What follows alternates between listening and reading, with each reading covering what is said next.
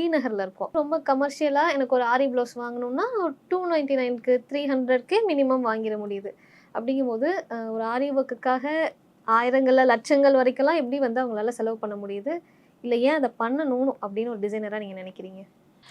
இது பார்த்தீங்கன்னா ma'am, sorry வந்து ஒரு 30,000 ஆகுது. அதுக்கு நீங்கள் ஒரு 299 ருபீஸ் ப்ளவுஸை போட்டிங்கன்னா it doesn't work out well. ஏன்னா அதில் ஆப்வியஸாக ஒரு 299க்கு ஒரு பீட் ஒர்க் பண்ணி தான் அவங்களால விற்க முடியும். ஒரு 1099க்கு கூட அவங்க அவ்வளோதான் பண்ண முடியும் பீட் ஒர்க்கில். நம்ம பண்ணுறது using better quality of items, aari items, zardozi, crystal items, இந்த மாதிரி ஸ்டோன்ஸ் எல்லாம் போடும்போது ஆப்வியஸாக அது லுக்குமே டிஃப்ரெண்ட்டாக இருக்கும். நீங்கள் ஒரு 299 ப்ளவுஸும் வச்சு பாருங்கள், நம்ம பண்ணுற ஆரி ஒர்க் ப்ளவுஸும் வச்சு பார்த்தீங்கன்னா தேர் இஸ் அ டிஃப்ரென்ஸ்.